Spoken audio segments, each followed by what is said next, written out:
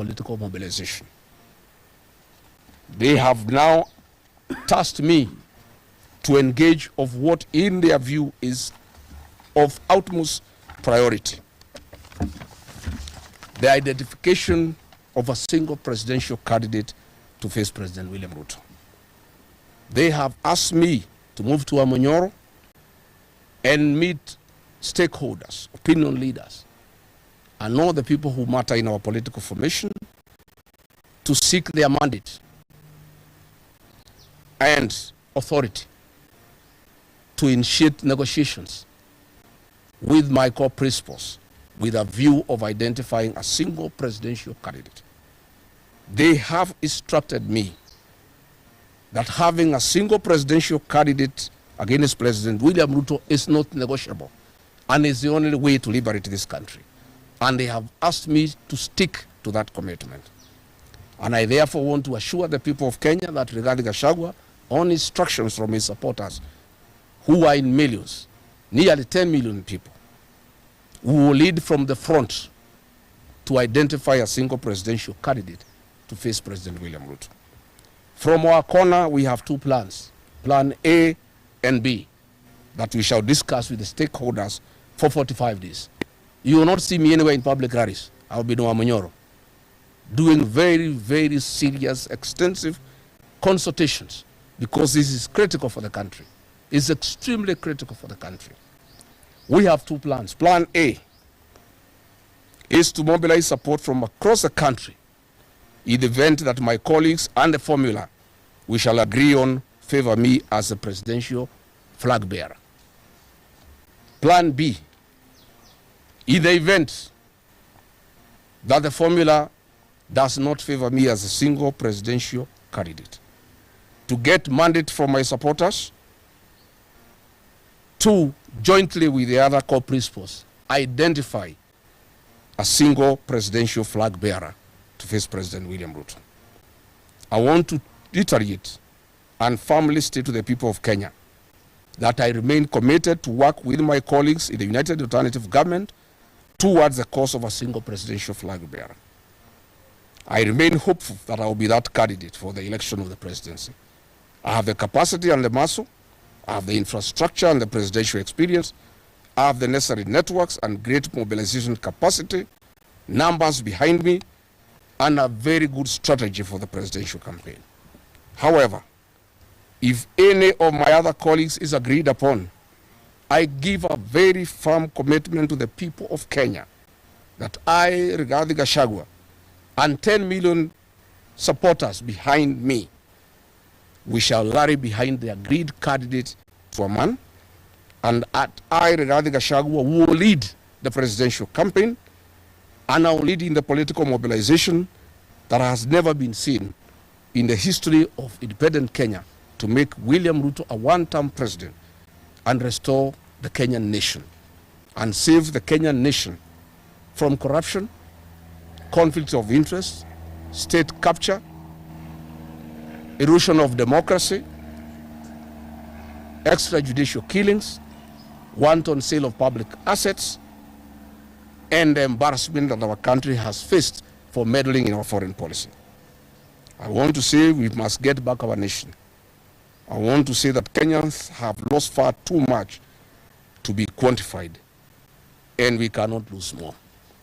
Kwa hivyo mimi nataka kuhakikishia Wakenya ya kwamba safari ya kutafuta kiongozi mmoja wa kupingana na William Ruto imeanza, na Rigathi Gachagua ndio ataongoza, and I'll do whatever it takes to mobilize my colleagues, to persuade them to make it possible to have one single presidential candidate. And I want to tell William Ruto and his supporters, it is I, Rigathi Gachagua, who mobilized 4 million votes to make him president. I will mobilize 10 million voters to take him home. And I also want to confirm to him and his supporters, much as they despise me, I made him president with my supporters. I and my supporters can make another Kenyan president. That they must know. And they must stop having entitlement. the fact that I and my supporters supported him then gives me no obligation to feel ashamed that we shall not vote for him. I want to confirm that if I'm not the flag bearer, I and my supporters will support another Kenyan. And I am committed. And I'll do whatever it takes with my colleagues to make sure there is no division within the opposition, to make sure that everybody moves along, to persuade all my supporters to move along with me, that in case it is not me, I'll persuade all my supporters. All my supporters, including President Uhuru Kenyatta, who is my supporter, that all of us from our support base will put our vote in one basket in favor of the agreed presidential candidate, be it Rigathi Gachagua, be it Kalonzo Musyoka, be it Fred Matiang'i, be it George Natebea, be it Eugene Wamalwa, be it Edwin Sifuna, be it Martha Karua. It does not matter. Once we agree, and we shall agree, and I can tell you the commitment is total, we shall move on. I have left the issues of court now to my lawyers.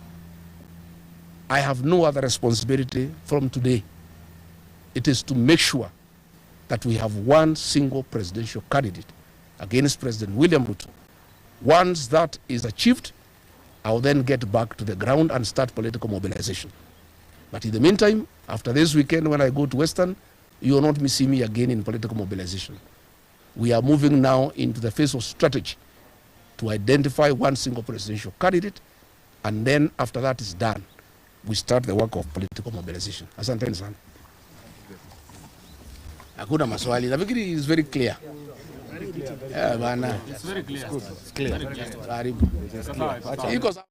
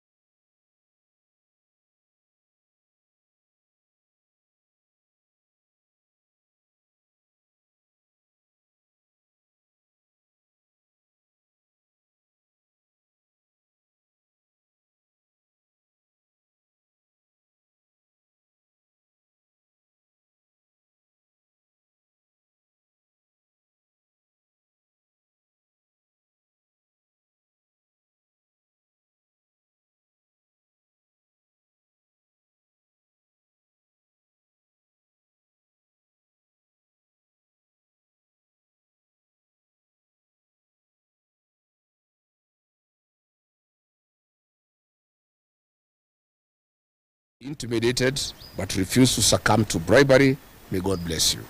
The journey has just begun.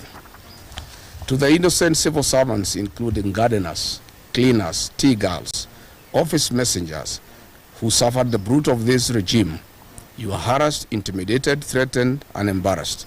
Justice will be served one day. This ruling was about you.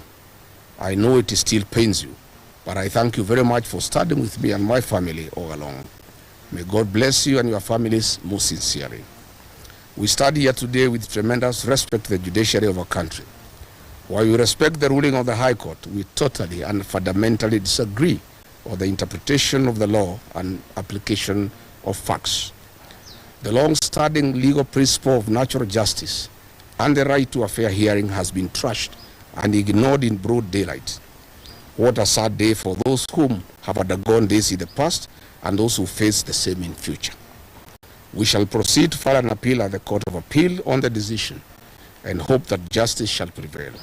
The framers of the Constitution provided for an appellate and Supreme Court. We believe we shall fight to get justice.